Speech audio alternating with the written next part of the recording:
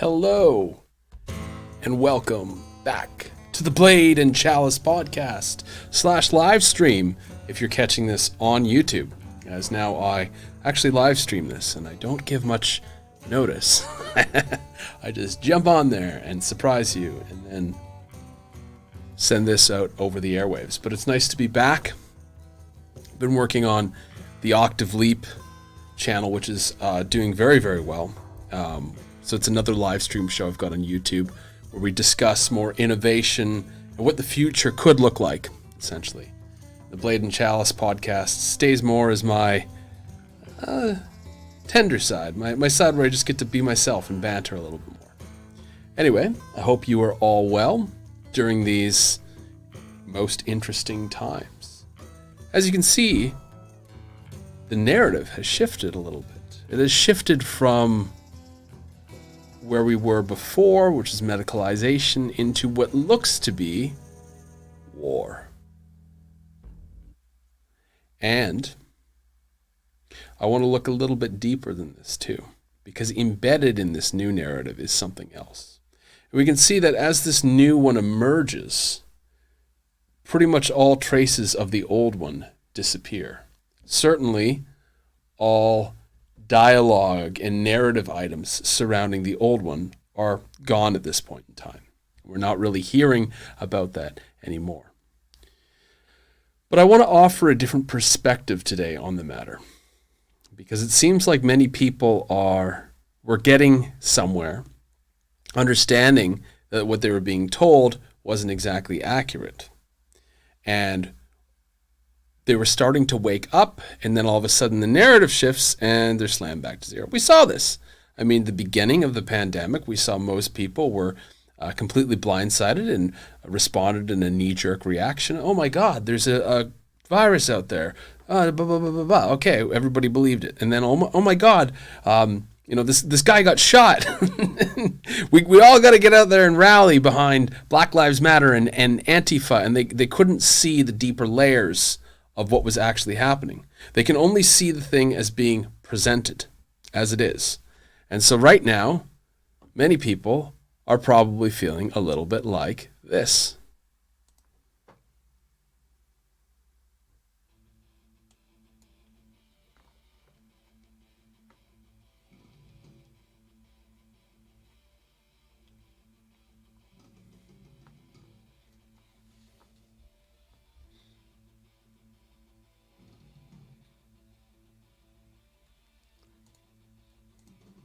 This is such a great song, by the way. 2 Minutes to Midnight by Maiden. I really hope this is coming through right now, because this is just an incredible song. And it was kind of written in times similar to these. It was written during the Cold War with pretty much the same theme. The idea that perhaps we're going to see a confrontation of sorts. Oh, I guess I didn't share that. I'm sorry. Here, let me go back here and pull up this awesome video. Iron Maiden, 2 Minutes to Midnight. I think we can even watch this together. I'm still getting the hang of this whole live streaming platform thing, so you just have to forgive me. I'm just going to play that riff a little bit. Good. You can see the video in there too. So anyway, 2 Minutes to Midnight, similar theme. 2 Minutes to Midnight was basically, they had a clock that was how close we were to nuclear war. And 2 Minutes to Midnight was basically as close as it gets before nuclear war was to arrive. And so a lot of people are feeling that right now. Actually, there is definitely a heightened risk of a nuclear conflict at this point in time. But that's sort of the immediate thing that's being presented. And when you really understand how this whole thing works, you realize that it's created by designers and enacted by actors. And we, the audience, are completely spellbound and captivated into this production. You know, as Shakespeare said, the world is a stage. And he wasn't kidding, because even in those days, the way that things were presented wasn't exactly the reality. There are distractions from the reality, because the real objective perspective, the real objective reality is always right there, right within us. And all the distraction is meant to pull us outside of ourselves so that we get caught up in the play and that we are not there. We're vacant to our own bodies. And therefore we can be manipulated and we can be used as a fuel source for something or somebody else. And I just must say that I had a lot of faith. I still do have a lot of faith, but it was just a bit disconcerting to see the narrative shift. And I thought a lot of people were getting it. A lot of people were waking up. The narrative shifts, and then a lot of people have that same knee-jerk reaction. We have to basically be able to sit in our center during a shift in narrative and say, I'm not buying this. I'm not going to respond with the typical fear, the typical, oh, tell me what to do. I mean, when you realize that the media presentations, the official presentations, these are just actors that are playing off their script. And this script is intended to pull you out of balance, pull me out of balance, pull us into something that has nothing to do with us, pull us into a whole future perspective or a future timeline that will reshape our reality and bring us down a very different trajectory than the one that we're currently on. We have to guard our mind space.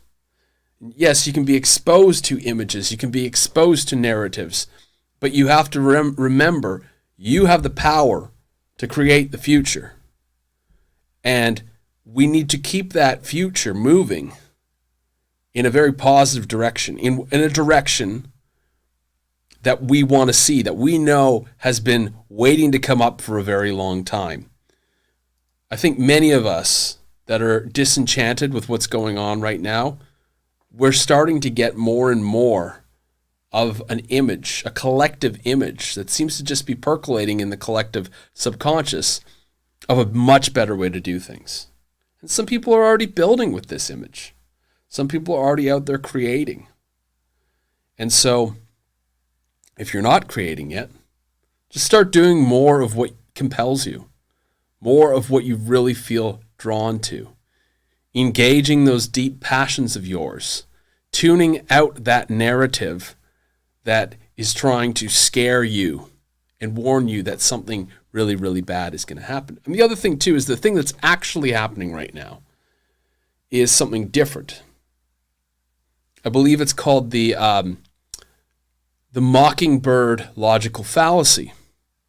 So Mockingbird is if you're mowing your lawn and you go too close to the mockingbird's nest, it basically jumps out and it jumps somewhere else in front of you, away from the nest, and tries to redirect your attention to where the mockingbird is and away from the nest. So what it is it's a distraction or a diversion of attention from what's really going on. I just want to say, I do have a few people tuning in live. If you're tuning in live, please feel free to write in the comments questions, etc.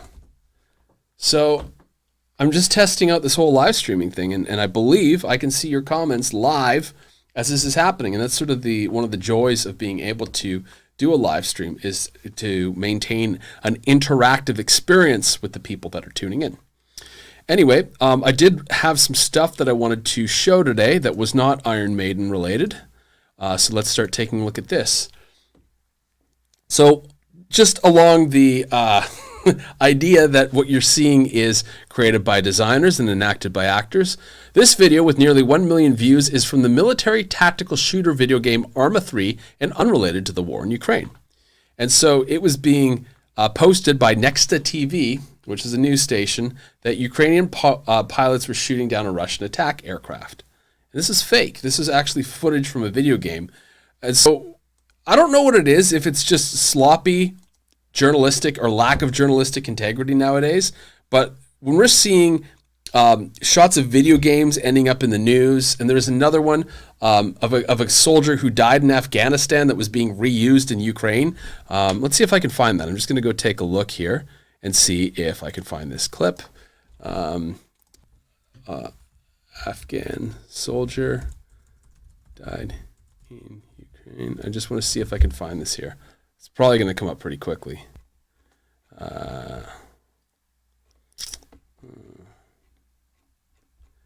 No, it's not. Okay, yeah, no, I'm not going to waste time finding it. But anyway, that was another example of, how this whole thing is basically a bad, it's not even good, it's a bad story that's being presented to us because the ones presenting it are moving too fast. There's a sense of desperation and urgency. And when you move too quickly, you tend to make mistakes.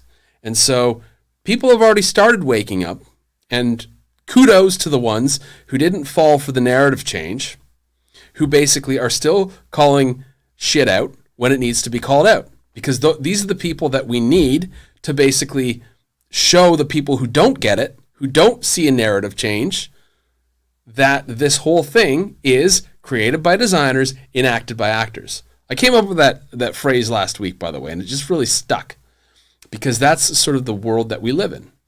And many people think that, the government is the one behind this. No, the government is the actors, and they're following a script. It's kind of like, you can think of it like the movies, like Hollywood, okay? Hollywood, do you know the ins and outs of the crew, all the writers for a movie? You might know the director. You might know James Cameron. You might know Steven Spielberg. Okay, fair enough. Okay, it's kind of like in this world. It's like we know Klaus Schwab. You know the guys that are kind of big names. You know the Nathan Rothschild, etc. That type of thing.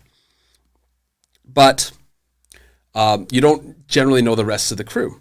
They're behind the scenes. They might be listed in the credits, but you don't really see them. You know the actors. And most people, when they talk about a movie, they're like, oh, Leonardo DiCaprio is in this movie. He made this movie. He made it so great. Mel Gibson or whoever, Charlize Theron, she made that movie so amazing. And so we get caught up in the actors because we have an emotional connection to them. Same with the politicians. They are the actors in this case. So you see the relationship here. And so we get caught up in the acting, and we think these are the people writing it. But these actors are following a script. They believe it a lot of the time, by the way. A lot of them believe it. There's some of them that know better, that are sort of intermediaries between the actors and the designers. And they know a few more things. But it's mostly the actor-level ones. They generally believe what they're doing is correct. And because of this, because of the emotional attachment and how real everything looks, I mean, it doesn't really look real anymore because there's just too many holes in the fabric. But I mean, we're still all a little bit traumatized. So we're all a little bit sensitive and we're falling for it at times. Anyway, I want to show you, though, the larger thing that's happening here that isn't related to what's being shown. It's the fact that this is actually about an experiment that's being run, an economic experiment that has to do with something else. It's colloquially known as the Great Reset.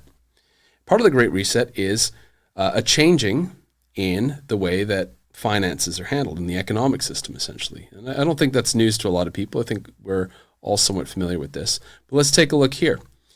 So lines or queues in the Russian metro space since Apple and Google Pay no longer work, meaning residents need to pay with cash. So that's interesting because the narrative for the last 2 years was that cash isn't good. It carries bacteria and it carries viruses. Let's go cashless.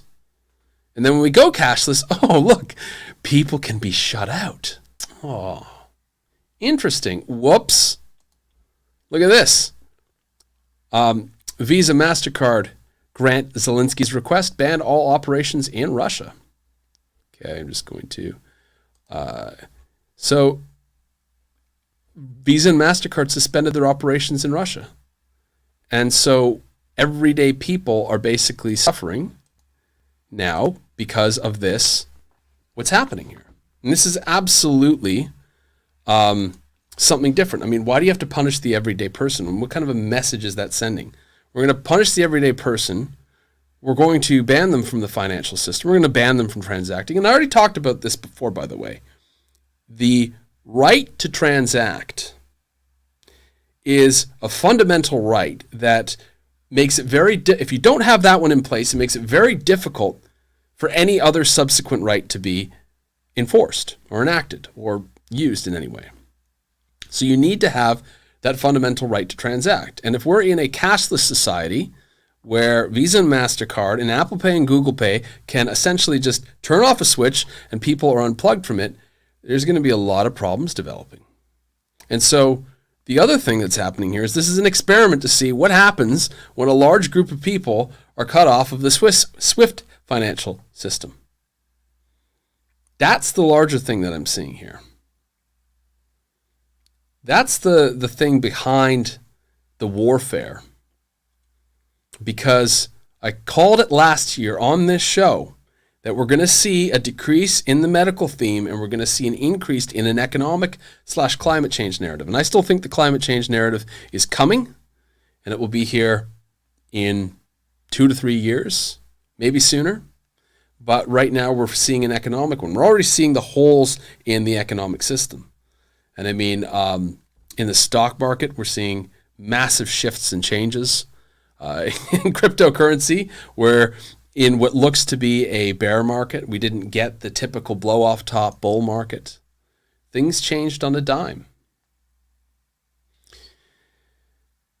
And so there's weakness showing in the economic scene. And I mean, it's not really a surprise because we've been experimenting as a whole with different financial solutions and very strange, dangerous ones for a long time, like quantitative easing. We're just going to print money and just helicopter it out. And when that doesn't work, we're going to just print more money and helicopter more money out. And so many of us, we just want to keep going. A lot of people just want to get on with their lives. And as a result of that, they're not paying attention to the bigger picture. They're not seeing how there's something else going on here, and it's been going on for a very long time. Another thing, too, that I have to mention with this whole Russia thing is the reason why Putin is so angry, pissed off, and he's behaving so drastically right now, and he might do something very, very stupid, by the way, but the reason why this is happening is because a couple Russian presidents back, Mikhail Gorbachev, met with George Herbert Walker Bush at the close of the Soviet Union. So basically, after the Iron Curtain fell, they met in 1989, and they had an agreement that Russia would basically rescind itself and go without trouble and collapse the USSR if the United States, Europe, and any of their allies did not set one foot into the Ukraine. And of course, just can't help themselves. 30 years later, they're slowly making their inroads in there. And so they're reneging on an agreement that was made that was very important to Russia. So Putin remembers this. He remembers this agreement.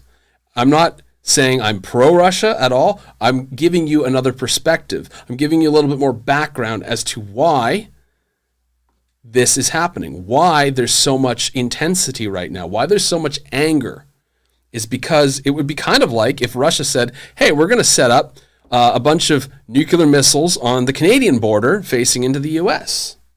So from a geopolitical standpoint, Ukraine's sort of getting cozy with Europe and with NATO, and being more European aligned means NATO has inroads in there. And if it potentially joined the EU and joined NATO, it would basically be an exact insult or spit in the face to the agreement that was made at the fall of the Soviet Union. So from Russia's perspective, it's a hostile escalation. And see, the thing is that we're, as civilians now and as people of this new world, we're tired. We're beyond war. We don't do war anymore. We don't need to do war. It's still very much this older play of energies, this older throwback to a previous era that needs to assert its dominance and its might. But we're beyond that. We're a different species. And so we're watching this because a lot of the time, these are the people that are still in power. And that's why we have so many problems. It's because the people in power are completely obsolete. They're a relic of a past era. And so they're still playing out their patterns, and they happen to be able to do it on a larger scale because they're in positions of power. And that's why this whole thing's crumbling, is because we the people have evolved, and the power brokers and the institutions have not evolved. And the gap has widened to the point where it's intolerable now. And anything coming out of the institutions is really, it feels like a slap in the face to us, because it's so backwards. It's so regressive in many ways. And so they're getting more and more desperate. They're getting louder. It's sort of like, I mean, I use this all the time because it's kind of perfect. It's sort of like if you're in a relationship with somebody who's got NPD, narcissistic personality disorder, and you start to realize and to distance yourself from the narcissist, they get more desperate. What once was clever manipulation that was really hard to define and to discuss and to really realize, when you start to recognize that and you start to show, oh, I've got my own sense of power that you can't take anymore, they get desperate. They escalate in their attacks. And that brings us to a point where things do get dodgy, because we do not know what they're willing to do, what they're capable of. You know, most people have a bottom line. It's like, I will not go beyond that. I will not, you know, for me, one thing is, you know, I will not resort to physical violence unless it's in self-defense. But if, you know, in any sort of conflict, I'd much rather remove myself before it became physical. However, my aggressor may not have that same thing. And not only that, they're willing to get physical, and they're willing to, you know, low blows. They're willing to do the low blows and the cheap shots and all that kind of stuff as well. So when you don't know, it's an unknown quantity you're dealing with. It's like, how far will they go? They're desperate. And I don't know where this thing ends. And that's sort of the position we're in right now. We're seeing the meltdown of these regressive power structures and institutions that can't keep up with the evolution that's happening on this planet. And so they're throwing the mother of all temper tantrums. However, you know, the side that most of us are on, I think most of my listeners are based in Europe, America, Australia, some here in South Africa, and Canada. So, you know, we're living in the countries that are more NATO countries. And we tend to think that, oh yeah, our countries don't do war. No, we're presented as if we don't do war. But guess what? We do war. We do drone strikes. We do all that crap. We go into places we shouldn't be. Still happens. But it's always presented in a way where it's peacekeeping. And so they know the populace can't tolerate war. We saw that when the Iraq war happened. Nobody wanted that. And afterwards, it was, you know, the death knell of the war brokers. And of course, they handled it very poorly as well. We do not have an appetite for war anymore. So the only way that it happens is if we're tricked into it. And here we go again. And, you know, now we're apparently just sitting on the sidelines, but we are conducting war, economic warfare against a populace of innocent people just trying to get on with their lives, just trying to have their relationships and raise their children and go to work. And now they're being excluded from transacting for some experiment. You know, I'm going to be doing an interesting interview with Jacqueline Hobbs, who's also known as Oracle Girl. And you can find out more information at www.oraclegirl.org, and that's happening on March 17th.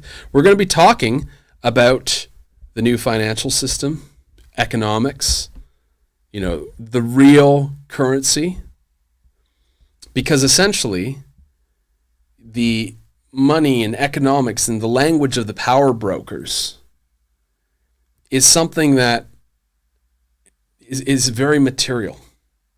They only talk in money, and they only talk in the medium of transaction, not in the substance that underlies a transaction.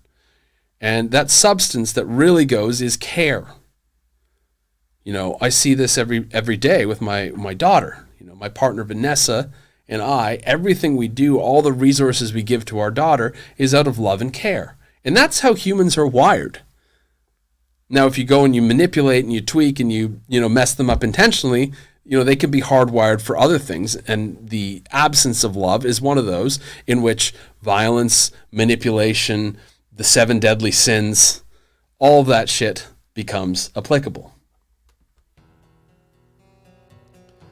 And I get that these are really, really challenging times, especially because people weren't even coping with the last narrative. When this one emerges, it can really aggravate. I've had a few nights I'm just like, holy shit, things might not be the way I've always known them to be very soon. And it might happen in the blink of an eye. And one of the things we should avoid is the knee-jerk reaction to fear or knee-jerk reaction to outpour sentimentality. A lot of people are like, oh, the poor people over here, or the poor people over there, or oh my God. This outpour of sentimentality is a distraction from our own innate ability to sit with the thing and to process on behalf of the collective and to actually digest what is happening and create something that is integrated and positive. And so basically transmute the forces that are collectively occurring on this planet at this time, at any time. And so staying entrained into media cycles or entrained into the outpouring of grief. Often we see that. We see the media and the news entraining us into those media cycles, the narrative cycles, the next thing. And then you see the celebrities and the NGOs sort of entraining people into these outpouring of sentimentality. Both of those are distractions. We need to, if we're going to work with people, we can definitely do that. If we're going to work with ourselves, is we just basically come back into our own core essence and let all of that sit there and feel it and know that we have that power to process it, to dissolve that which needs to be dissolved and reconstruct it in a way that's going to lead to the materialization of a better tomorrow. It's all pretty esoteric stuff, but this is really what the mystery schools have been pointing to for thousands and thousands of years. Everything out there in Maya, or whatever it was called in the various languages, is there to distract you from your own power, your own truth, your own, 3 trillion volts of electric potential that course through your body that can make anything happen so long as you accumulate enough attention and presence and commit it to moving in a particular direction. The best spiritual teachings are very practical. And they basically say, own your attention. Be able to place your attention. Live with greater presence and greater magnetism. Not how many dimensions there are and what spirits occupy which dimension and blah, blah, blah, blah, blah, blah, blah, blah, blah. I have very little patience and tolerance for debating teachings these days, as it's just basically mind candy. It doesn't really lead to anything new. You could have somebody who's never encountered any sort of esoteric, religious, or spiritual teaching, and they could be living with such presence because they've cultivated that in their inner world, and their inner world and their outer world are very cohesive. Then you could have somebody, and this is often the case, who's seeking something, and their internal world is a mess, and their external world is completely incongruent with their internal world, and they go through life with their hands on their heart, talking from their head, spouting a bunch of teachings that don't make sense. It's very practical. Very practical. Every action you take, every step you make in any direction needs to be done with as much of you as possible. And if we notice, that's the whole problem with the system, is that it tries to tell you you're not enough. It says that you are a piece of shit. We know what's best for you. and we're going to sell it to you. That's what advertising says. You are broken. You are imperfect. Here are all the problems we think you should have. And we, the anointed experts, self-proclaimed of course, have the solution for you. And we're going to give it to you for a price. Or, of course, we, the enlightened government, know what's best for people. So you don't even have to vote on this matter. We're going to vote on it, and we're going to present you with a solution. There was a problem. You had the reaction. We create the solution. And your reaction was predictable, and we predicted that beforehand. It's all part of the Hegelian dialectic. Madness is actually looking into all of this stuff for years and years and years and not being able to speak to anyone about it. Because once you know it, like, somebody should just literally write the playbook. This is the playbook they use. And funny enough, I knew a guy who was actually abducted into a cult. It's called the Moonies. They're a Korean cult. And basically what they would do is they would love bomb people on the street randomly and try to, proselytize and recruit them into this cult. And when people joined, they would be fed malnourished. They'd be fed like peanut butter sandwiches and nothing else. And they would be sleep deprived, and their sources of information would be limited to ones that were pro-Moonies. And essentially, they wore their whole simulation or of reality was shaped by this group. And so it would completely rewire them. And it turns out that they took the playbook for this cult from the Chinese Communist Party, back in the 60s or 70s. And so we can see that, these totalitarian regimes have very specific playbooks. If you repeat information enough times, people just believe it, whether it's true or a lie. Even if somebody takes a lie and they just keep repeating it and repeating it and repeating it and repeating it and repeating it and repeating it and repeating it, all of a sudden everybody's talking about it, and then all of a sudden the mind starts to think it's true. That can kind of work against us when we're saying something to ourselves like, geez, I'm ugly, I'm ugly, I'm ugly, I'm ugly, I'm ugly, I'm ugly, I'm ugly, and then it becomes the truth. And other people are like, oh, geez, you're ugly. And that's, a lot of the negative dialogues that we have going on. We speak them to ourselves so often that they become the reality we experience and live through. Another reason to guard our mind space. And a lot of that negative dialogue occurs simply because, one second here, simply because we're living in a system that holds us to ideals that are completely outside ourselves. We have an education system that says if you can meet the criteria of this testing, then you're good. But what if the testing and the model and all of that is wrong, and you don't fit into that, and you want to do something different? Then you're a failure, according to that. And you're not actually a failure, but when you hear that over and over and over and over and over again, you start to believe it. Oh, yes. So therefore, everything needs to be called into question, especially when we have intragenerational systems that we're born into and have been there for hundreds, if not thousands of years, like the economic system. I mean, the debt-based system actually dates back to Babylon. 1800 BC was where usury came into play.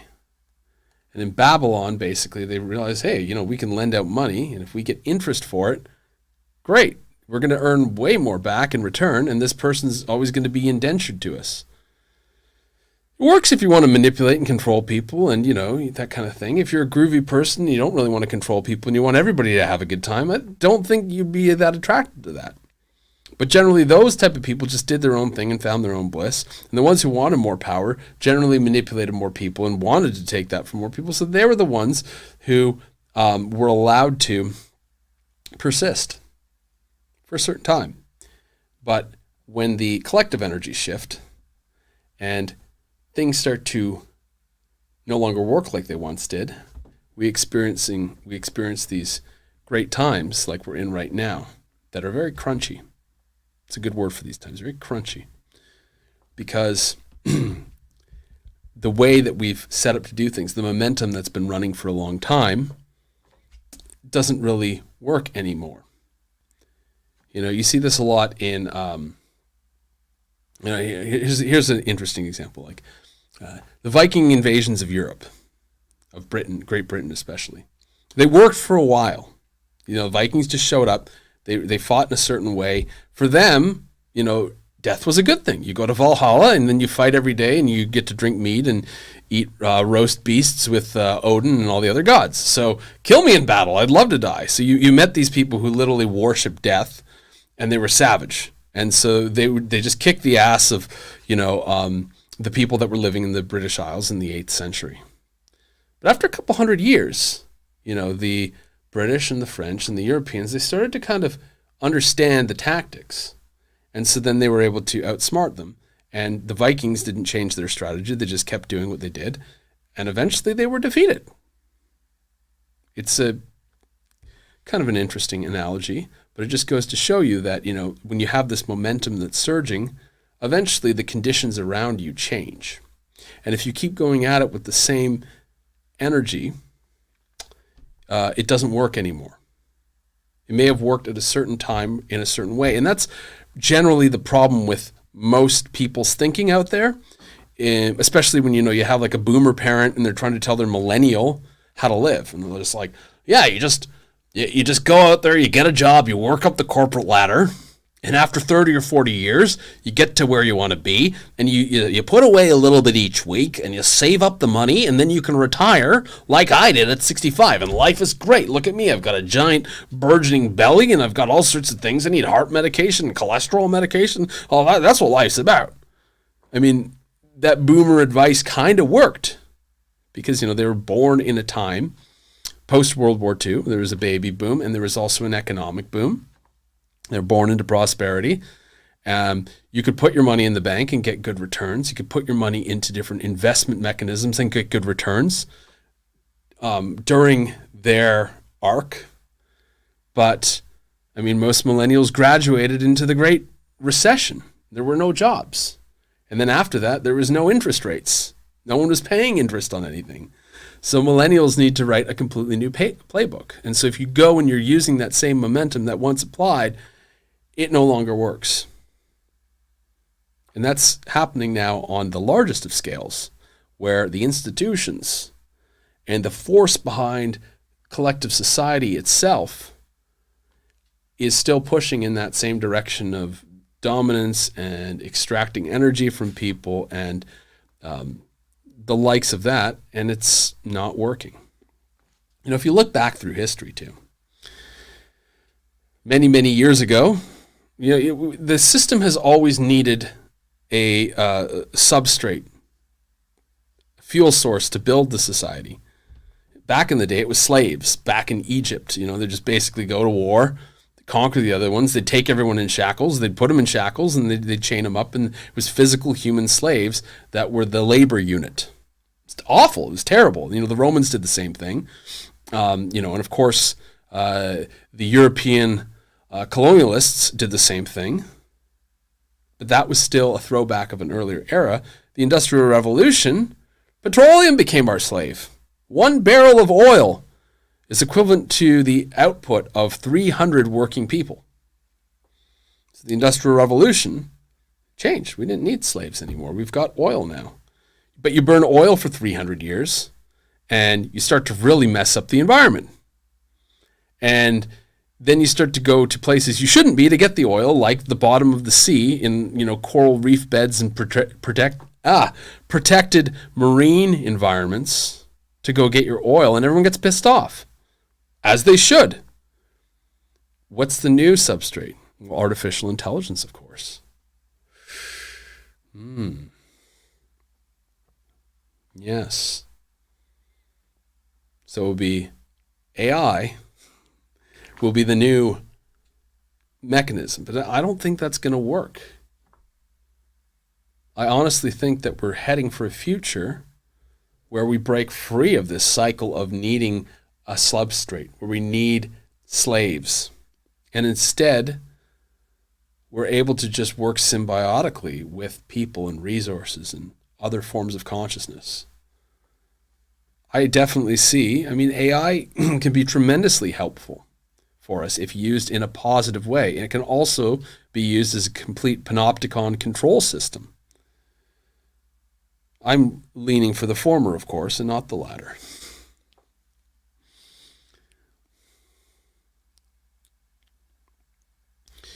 The interesting thing, too, is many people are not aware of the movement in the telecommunications. And they're not aware of the fact that the same people that are in charge of the telecommunications regulations are often the heads of various telecommunication companies. Ooh, seems like a conflict of interest. Well, it is. And some of the bandwidths they're using now in their telecommunications technology were found in very large, well-funded studies back in the 70s. To use those bandwidths, they have tremendous health effects on people, negatively. And when we consider that in the larger context of everything that's going on right now, that over the last 2 years, many of these new bandwidths have been flicked on, adding to this really background radiation level that we're all in, this soup.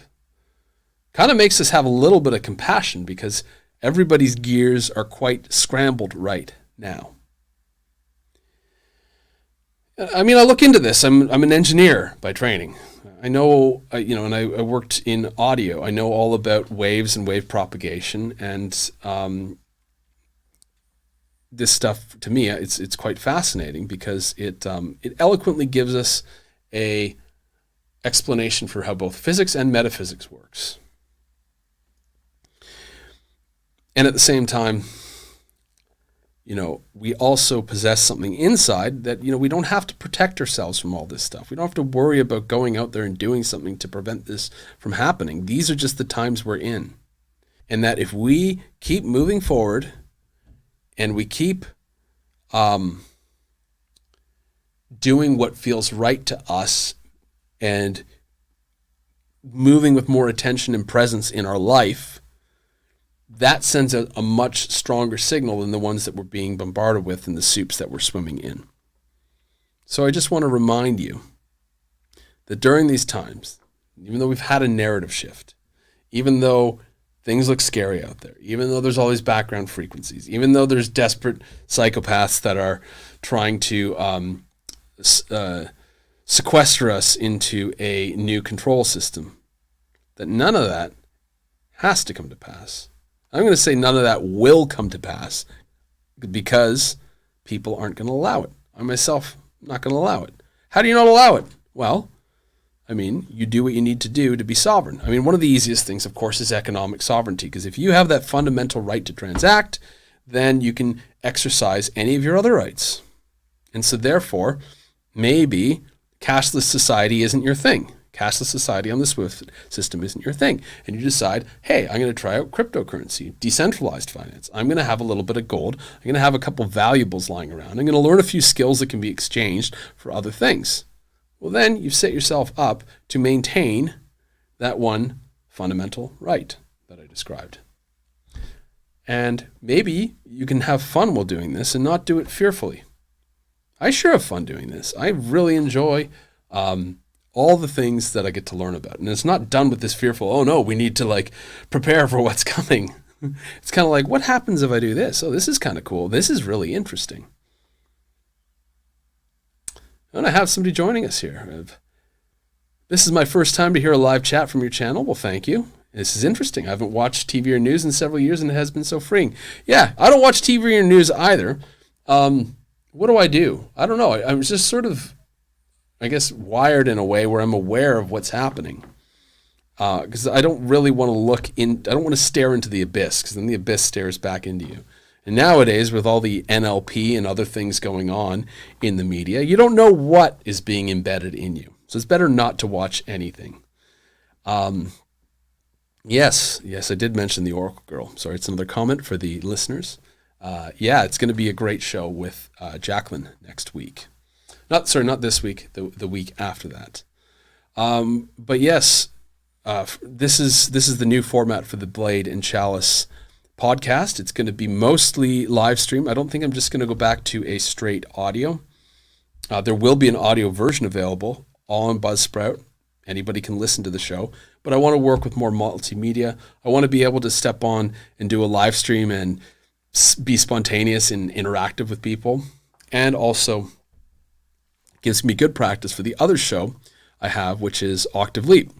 Speaking of Octave Leap, I've got a really, really, really great interview happening on Tuesday with Elaira, Tickute, and we're going to be discussing how to do business with ease, flow, and really in your essence and element. I mean, she's got a huge background with working in the traditional corporate world, and now she's kind of thrown all that away and say, okay, what happens if you just follow your passion and do business? Something I'm enthusiastic about, but she does this day in, day out as her specialty.